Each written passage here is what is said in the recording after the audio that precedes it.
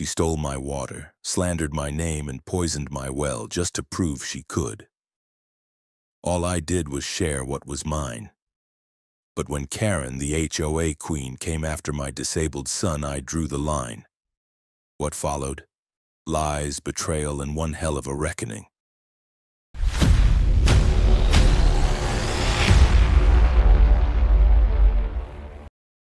I never thought my generosity would get me into trouble.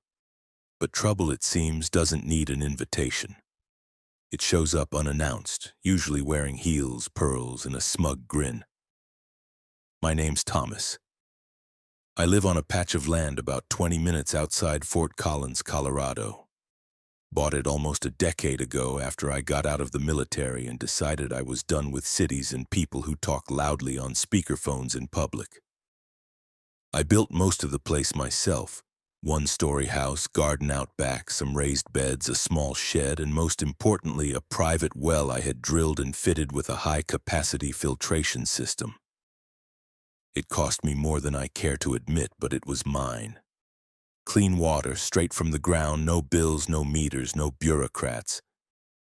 I have a son, Eli. He's 16 now. Sweet kid.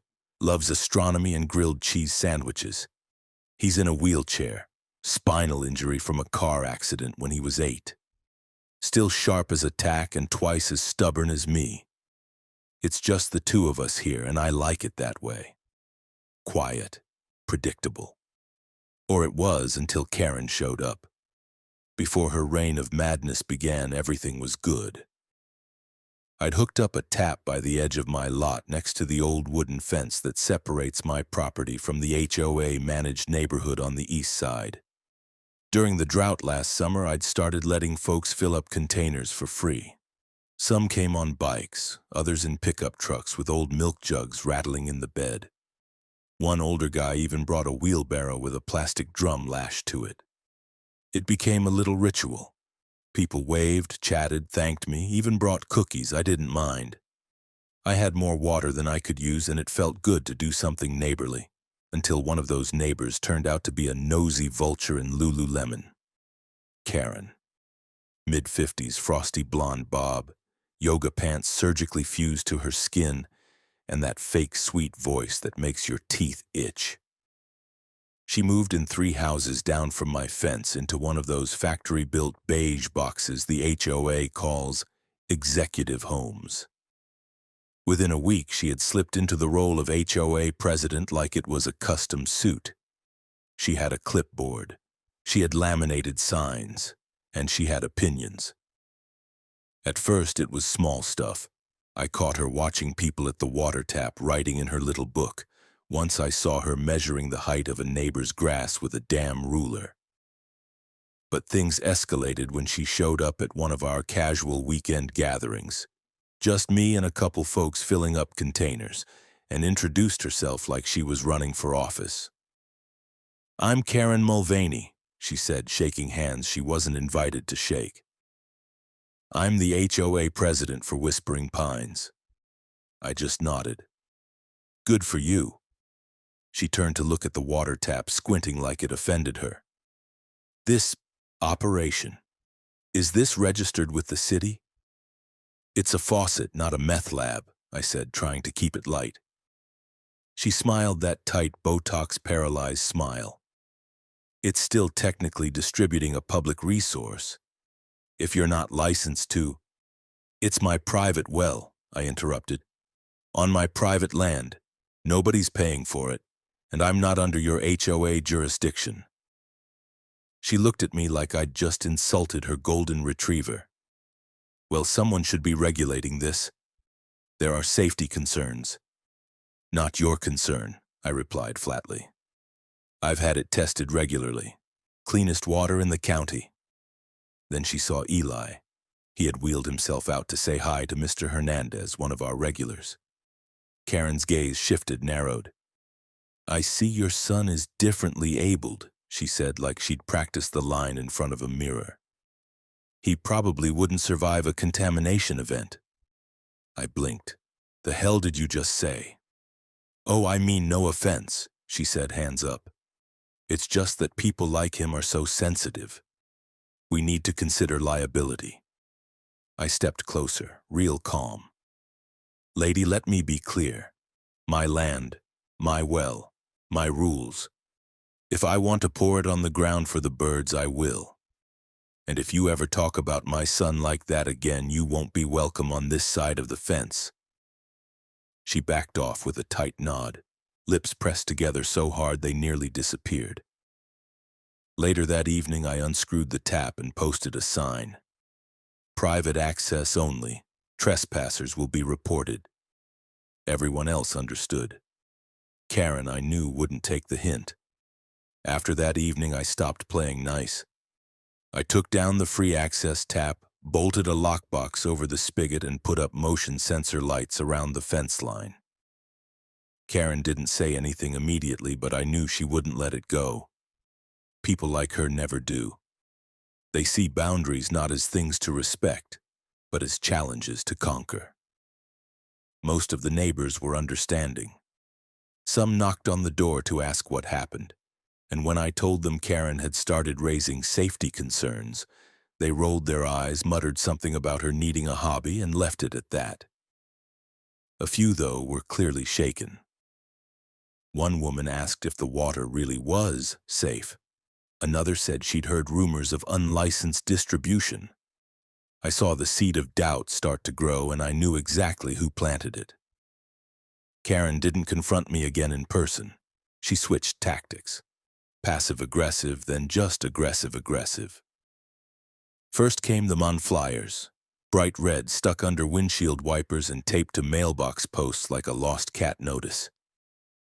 They read, "Public health warning. Residents are advised not to consume or collect water from the unauthorized sources.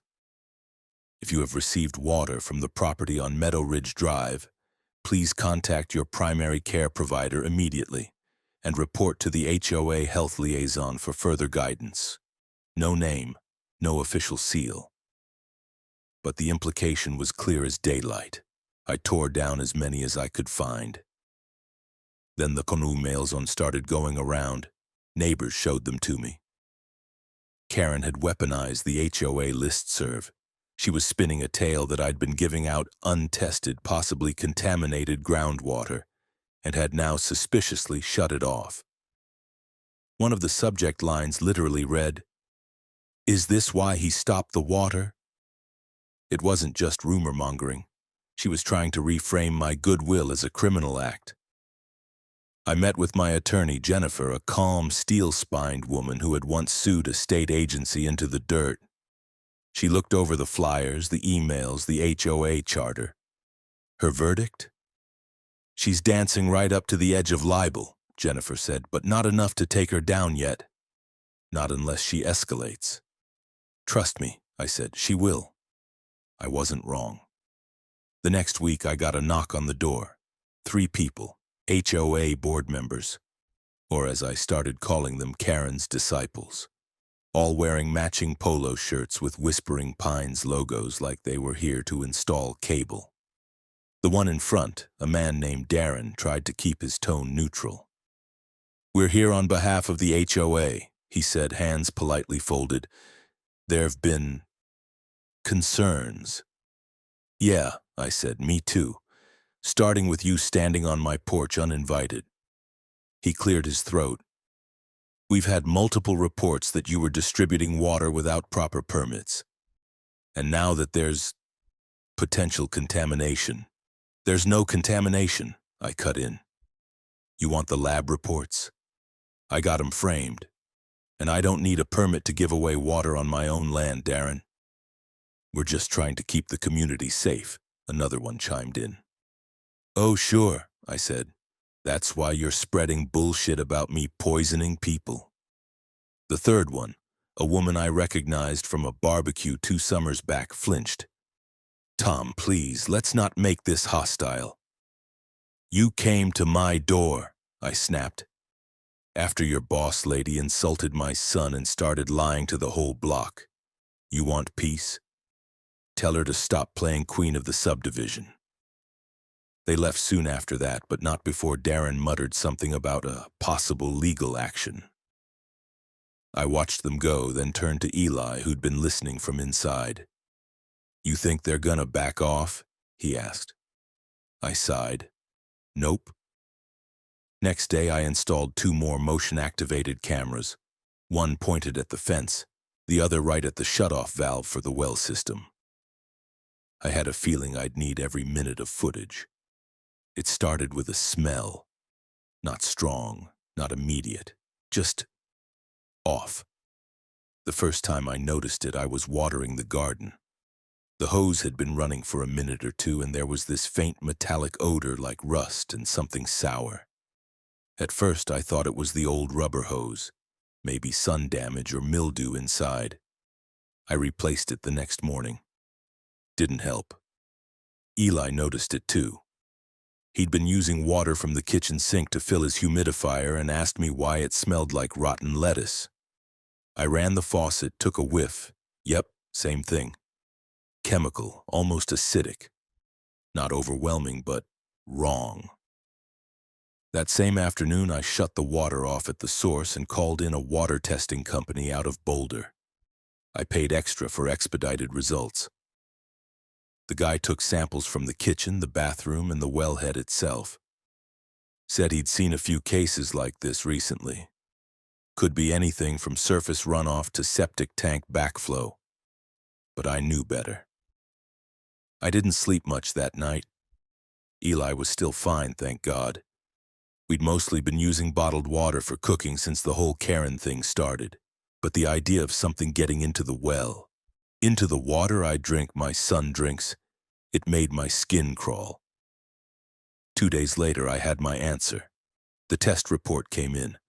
High concentrations of nitrates, coliform bacteria, cell and traces of something called yomtriazine, a herbicide banned for residential use in the state. The water had been poisoned. I didn't hesitate. I called Jennifer, my lawyer, and then called the sheriff's office. I filed an official report for an unsuspected tampering with a private water system. I gave them everything, the test results, the time frames, even a copy of the video footage from my new security cameras.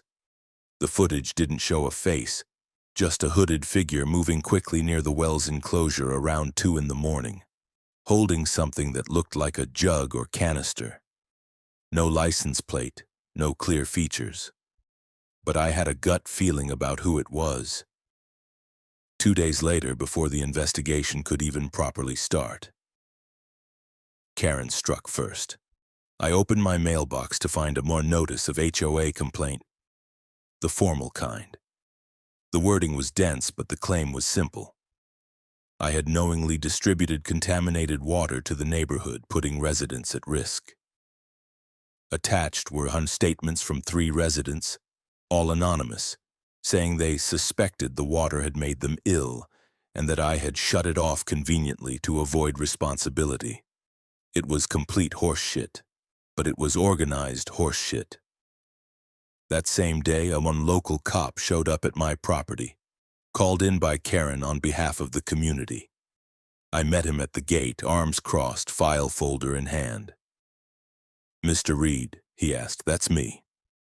Mind if I ask you a few questions? There's been a report about a potential public health issue." "Already handled," I said, handing over the test results, my certified well registration, and a copy of the complaint I filed 3 days prior. "I'm the one who called this in."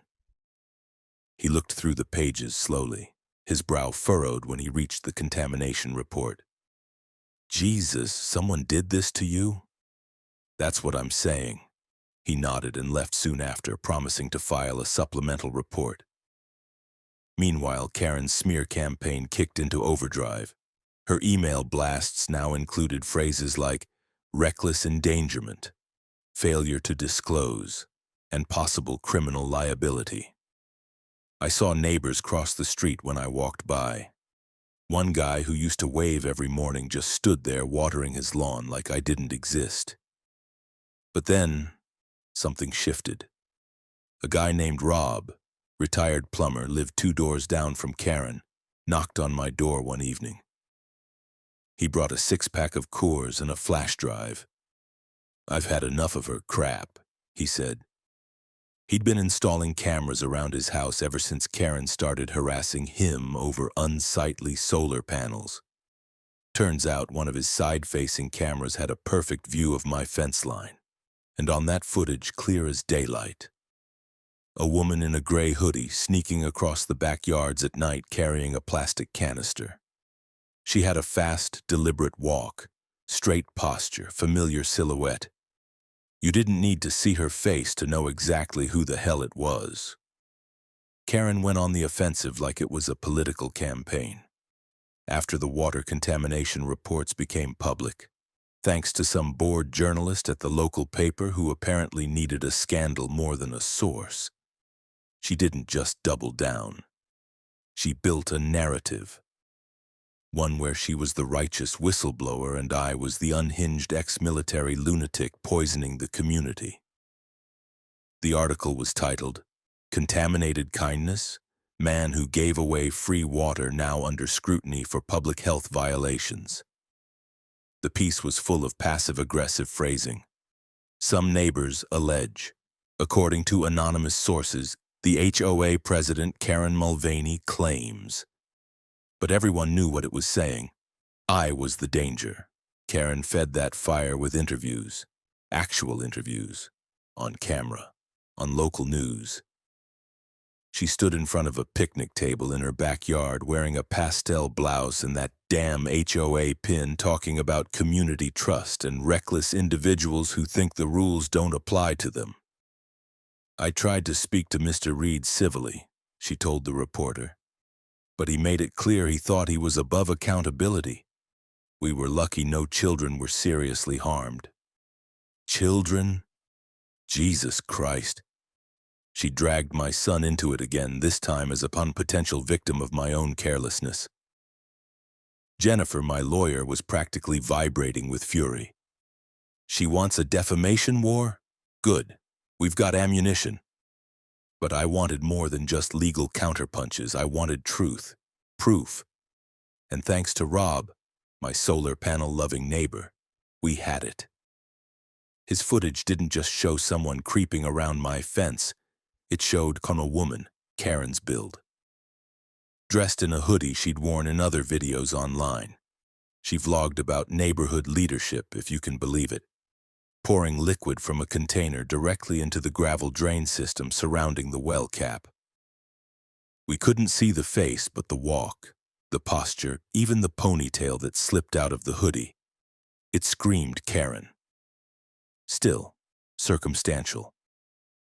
Jennifer warned. This would never fly on its own.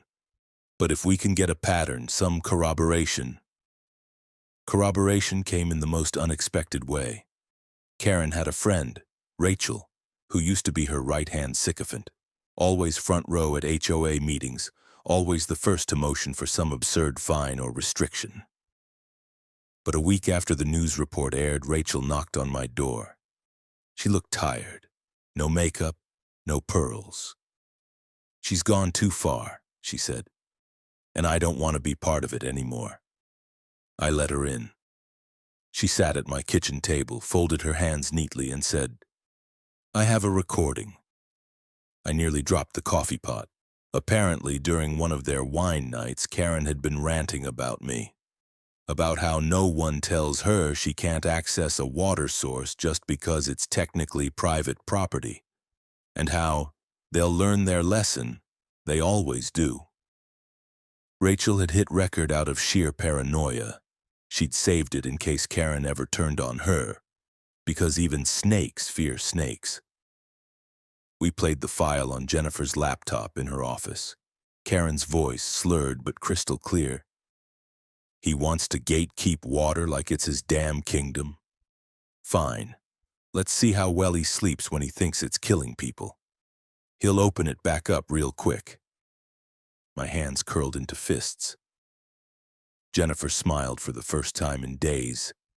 Well then, looks like that escalation you promised me finally happened. We turned everything over to the sheriff's office. The video, the audio, the test results. Jennifer added a cover letter that could have doubled as an opening statement for trial.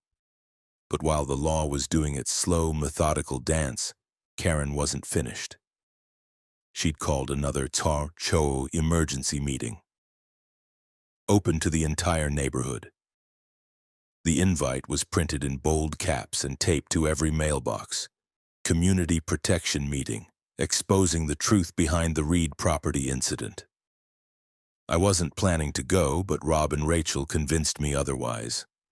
The meeting was held in the local library's multi-purpose room. About 40 people showed up. Karen stood up front like she was hosting a TED Talk. She had charts. She had laminated photos of containers, hoses, graphs labeled contamination spread models. Then she said it. Mr. Reed didn't warn the community. He didn't report the contamination. He caused it. That was it. I stood up slow and deliberate and walked to the front. People turned, whispering. Karen's smile flickered. "You done?" I asked. She blinked. "Excuse me?" I said, "Are you done lying, or do you have another PowerPoint called How I Framed My Neighbor?" There were a few nervous laughs in the room. Karen opened her mouth, but I didn't give her the chance. I pulled out a flash drive and walked over to the library computer hooked up to the projector. "Here's what actually happened," I said as the video loaded. Footage from Rob's camera, Karen's hooded figure, the jug, the pour, then the audio.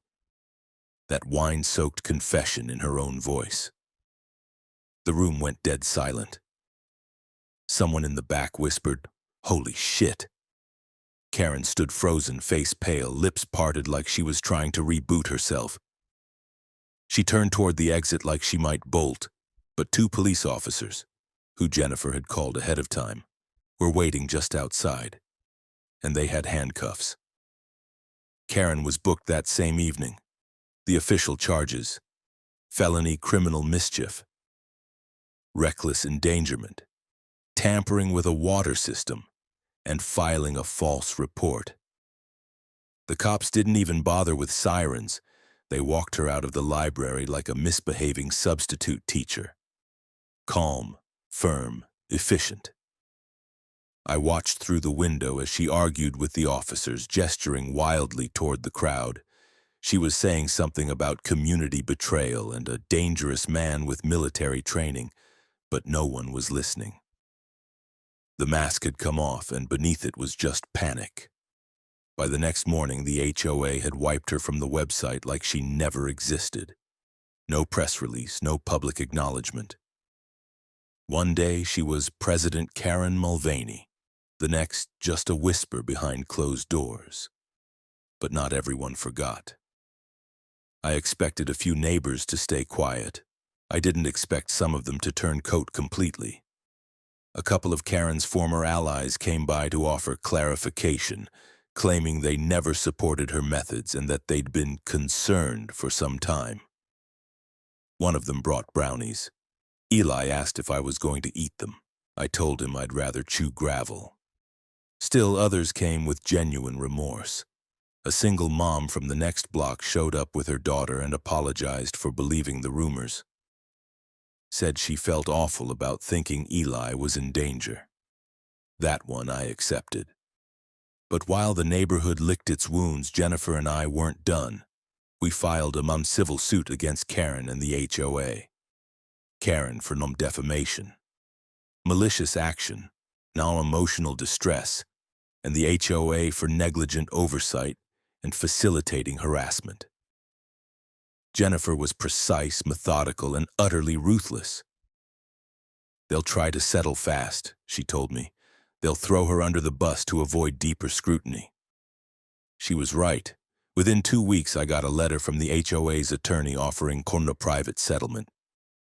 Hush money, basically, with some fancy language about amicable resolution and a mutually beneficial agreement to preserve community harmony. I laughed. Then I told them they could stick their harmony in a rain barrel.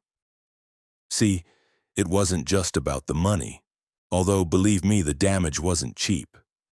The entire well system had to be flushed, the filters replaced, and I brought in an environmental specialist to ensure nothing had seeped into the soil near the garden Eli used.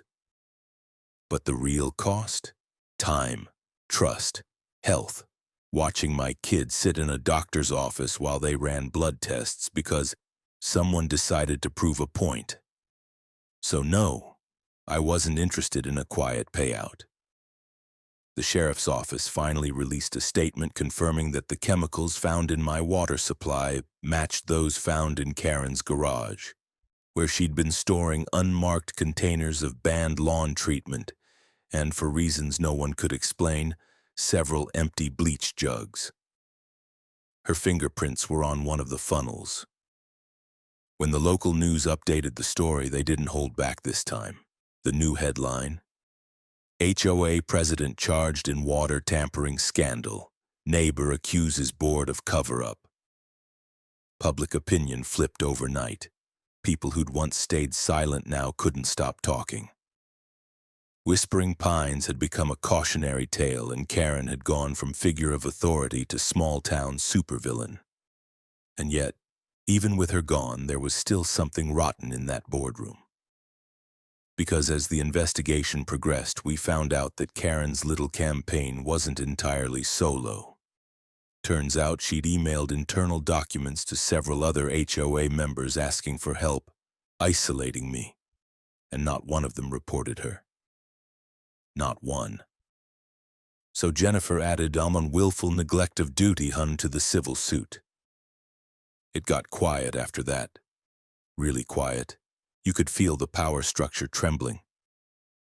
A few of the old guard resigned for personal reasons. A special election was called. For a moment it felt like the whole thing might collapse under the weight of its own smugness. And me? I went back to fixing things. I cleaned the garden, rebuilt the enclosure around the well, reinstalled the tap, but this time with a digital lock. Code protected. Authorized neighbors only.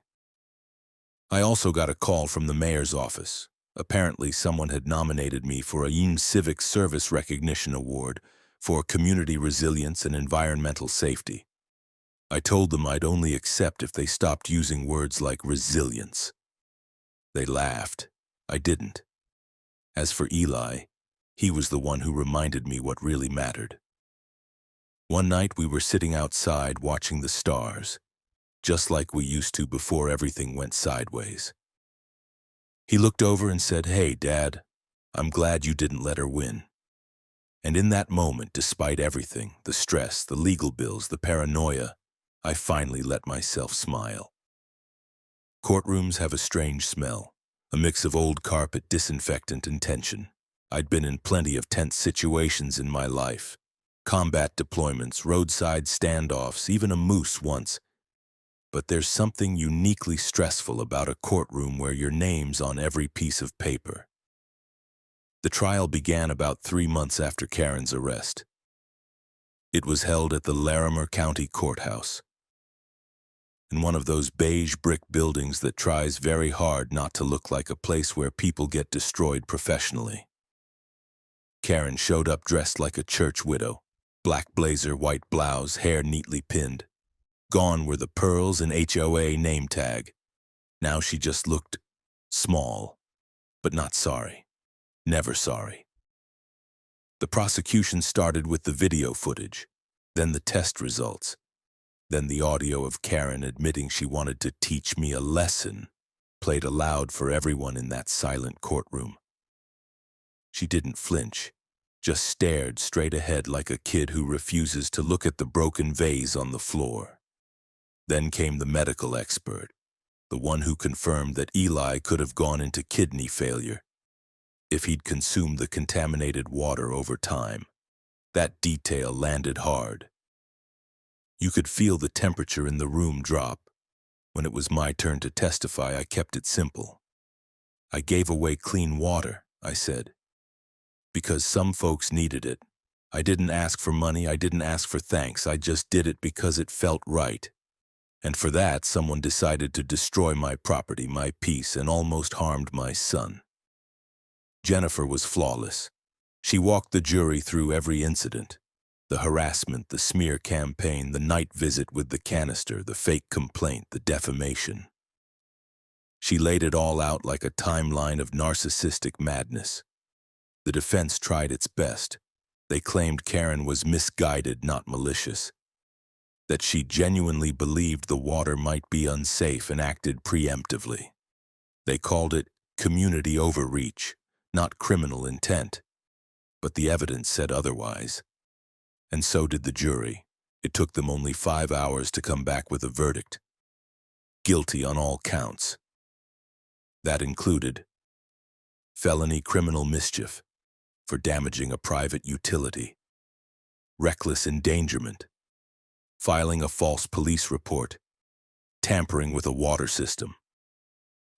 Then came sentencing, and this is where it got interesting. The judge, a serious-looking woman with glasses that could slice diamonds, didn't mince words. Ms. Mulvaney, what you did wasn't just reckless, it was vindictive. You weaponized fear, you abused your position, and you endangered lives, all because someone told you no. This court sees no reason to treat your crime lightly. And then she laid it out. 2 years of probation with a suspended custodial sentence, meaning if Karen screwed up even once, she'd go to jail. 200 hours of mandatory community service, specifically cleaning municipal water infrastructure, storm drains, public fountains, and rest stop bathrooms. A month fine of $25,000, paid to the state and to cover partial restitution for damages to my water system. A 10-year ban from serving on any HOA, neighborhood board, or residential committee saw anywhere in the state of Colorado. And cherry on top, court-mandated attendance in an ethics and property law education program, held on Saturdays for a full year. Karen's mouth didn't twitch once. No apology, no tears.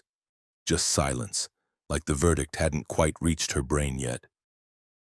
Later, as part of the civil settlement, the HOA agreed to pay me $120,000 in damages and issue a public written apology, posted to every home in the community. I didn't spend it on a new car or fancy upgrades. Instead, I partnered with a nonprofit and used a chunk of the money to fund a neighborhood water resilience initiative. New filtration stations, public awareness signs, and backup systems for elderly residents. Rob helped me install them. Eli helped design the signs. Jennifer declined to bill me for the last few hours she spent on the case. Call it a community discount, she said, or just my way of saying screw that woman. As for Karen, she didn't serve jail time, but I heard from the local sanitation department that she now cleans the duck pond at Foothills Park twice a week. Poetic, if not exactly satisfying. But for now, I had my peace back. My well was clean, my son was safe, and for the first time in nearly a year, I didn't check my cameras before going to sleep. It was the 4th of July, and for the first time in a long time, I wasn't dreading who might show up on my property. The grill was already hot. The picnic tables, borrowed from a local church, were set up in a row on the edge of my lawn. One of the neighbors brought a Bluetooth speaker and was playing a mix of country classics and overly patriotic rock ballads. Kids ran around with sparklers. Someone's dog stole a burger patty right off a plate. It was chaos, the good kind, and the tap was open. I'd rebuilt the water station, not just repaired it, but made it better. Concrete base, weatherproof casing, digital keypad for authorized access, and a new filter system that could make a swamp drinkable. I even added a second spout marked for pets. It was stupid, but people loved it. This was the first community gathering we'd had since everything blew up. And this time, it was on my terms, on my land, and nobody argued. The HOA had gone through what their lawyer called a rapid leadership transition. Translation: every board member who even sniffed Karen's Kool-Aid had either resigned or been voted out. The new president? Mildred Stokes. an 80-year-old woman who once told Karen to go to hell during a meeting about mailbox design. Mildred brought apple pie. A lot of folks came over that day to shake my hand, pat my shoulder, or thank Eli. One guy who used to avoid eye contact when things got ugly came up with a plate of ribs and said, "Glad you stuck around, Tom." That was enough. Eli had the best time of all.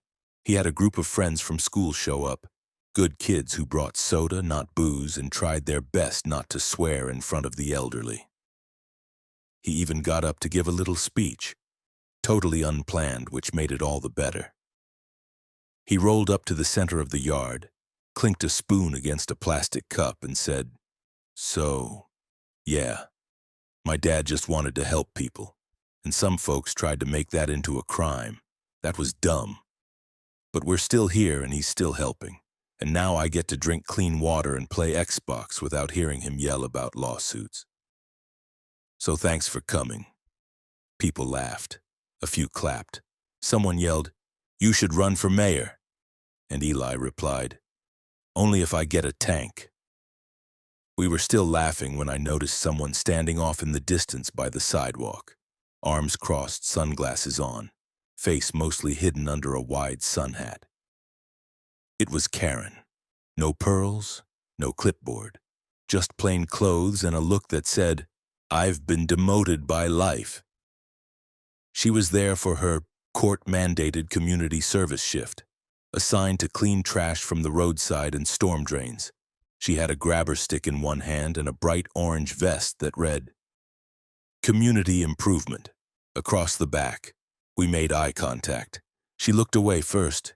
Eli leaned over and whispered, "Now she works for us." I chuckled. "Don't gloat."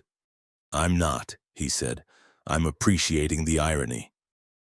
Later that evening, as the sun dipped and fireworks started in the distance, someone passed around a tray of sparklers. I lit one and handed it to Eli. He spun it in a circle, the sparks painting golden streaks in the dark. People were happy. Not because a villain had been punished, but because something simple, something right, had been restored. Clean water, clean air, and one less tyrant in a zip code that didn't need any more.